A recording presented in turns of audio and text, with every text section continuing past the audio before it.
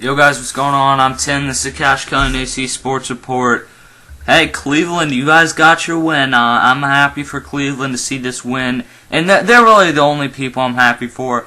Because I understand this. I understand that Cleveland has some of the best sports fans in the country.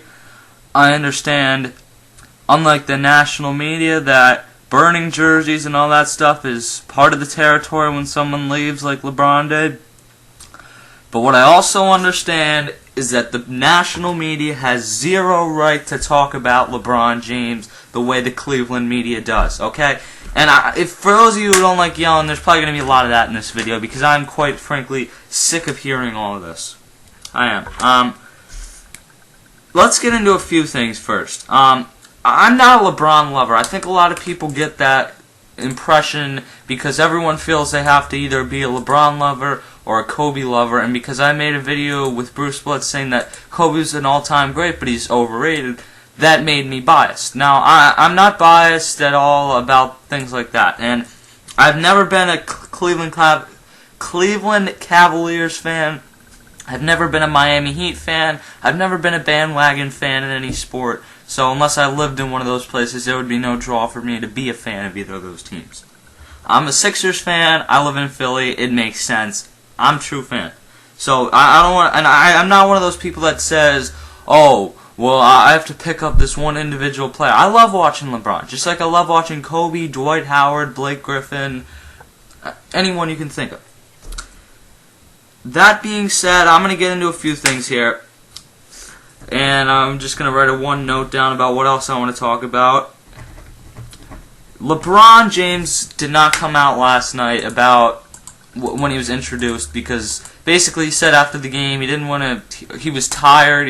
In other words, he didn't want to hear the boos. And normally I would say, you know what, it's true. And I still will say that. But the bottom line, you got to come out for that part. I don't care if you're dying on that side of the court. If you're playing in the game, you come out and you face the music. And that's part of coming back to the place you decided to leave. I didn't have a huge problem with the way he left, and I'll get into that in a second.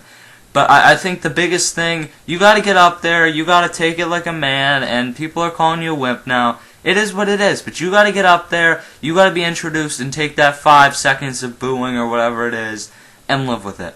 You know, that leaving Cleveland, I think you probably had to know they might hate you. I don't think he understood at all that it was going to be this much, but it is. Get over the decision, though. I am sick of this. Well, I don't really like the way he handled the decision. It's March 30th. The playoffs start in a few weeks. I don't give a shit about the way LeBron James handled this 6 months ago. I really don't. And I didn't care too much when it happened. But at least I understood why people were talking about it. Because the NBA, quite frankly, has a lack of hype at certain points. And they needed something to talk about. So, that makes sense to me. But the people saying, well, I really can't stand watching a guy like LeBron James winning. You know, they're the same people rooting for...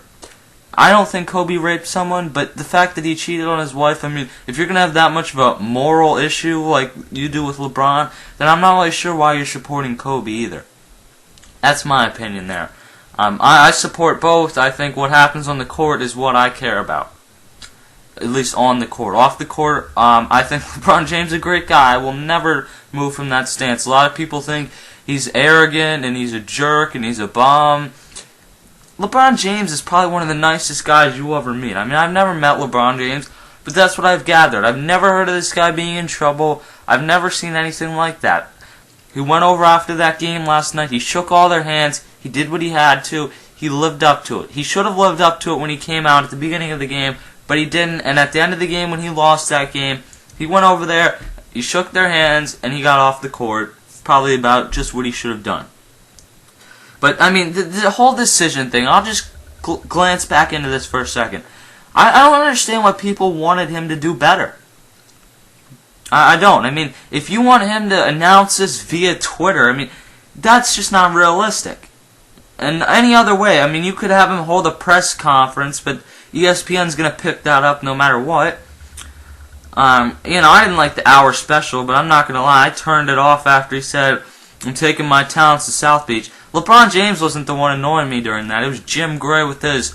After LeBron James goes, I'm going to take my talents to South Beach, and LeBron goes, or Jim Gray goes, or whatever that guy's name is, I think it's Jim Gray, he goes, that's the decision you woke up with this morning. No, it's not. He just said that on national TV, and he's going to like, nah, man, I'm fooling you, I'm going back to Cleveland. Well, what the hell do you think? Seriously, I don't understand what qualified someone who's on the Golf Network half the year to be on there. I mean, if you got Mike, I think the perfect guy on that show would have been Magic Johnson. That's my opinion.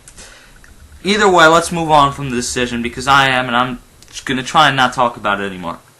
The only ones in my mind that have the right to sit here and say, we hate LeBron and boo this guy the way they're doing, are Cleveland fans, because they live in Cleveland and they're fans of the team that he left.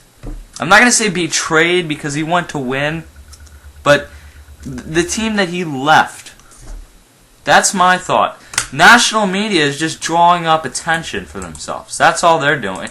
And that's fine for a while, but after a while, I'm just getting sick of this. I read an article today, and there's this part that says, take that, LeBron. I mean, shut up.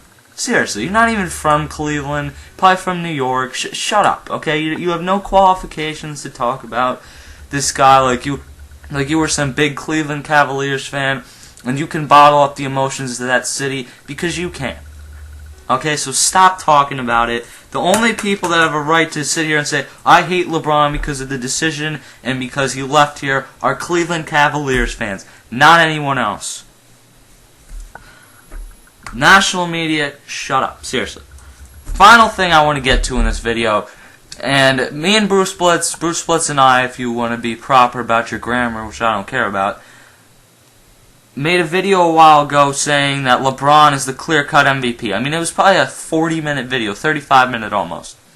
We broke down all these stats, and people don't even watch the video. They just see it, click on it. I'm going to comment, national media is saying Derrick Rose should be MVP, so I'm going to sit here and say it too.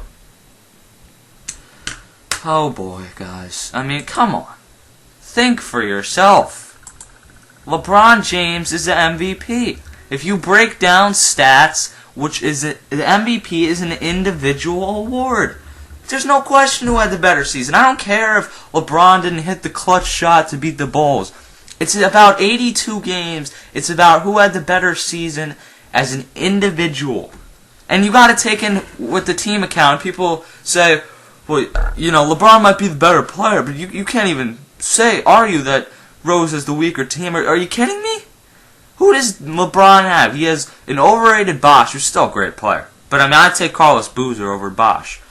And then you have Dwayne Wade, who's a beast. I'll give LeBron that. But after that, who does he have? Zydrunas Ilgauskas, 85-year-old. Mike Bibby, 95-year-old. He has no one after those two guys. LeBron, A, doesn't play when those guys are in, and B, the point drop-off after he leaves that game is so drastic, it's not even funny. So to me, and this whole, well, Rose doesn't have anyone, he puts that team on his back. Are you kidding me? Carlos Boozer's a perennial all-star when he can stay healthy. Joakim Noah, they have a big man there. I'm missing the one guy. I think he went to Florida, but I can't think of his name. But they have Luol Deng, who's turned into a really nice player this season. I'm drawing a blank at the moment, but the bottom line is the Bulls have a better team. I don't understand what people want to hear from me, but the Bulls have a better team. That's the thing for me. LeBron is MVP. Get off the man's case. I'm not bagging on Cleveland. I will never do that because I understand how they feel being gypped. But the national media doesn't, so shut up. I'll see you guys later.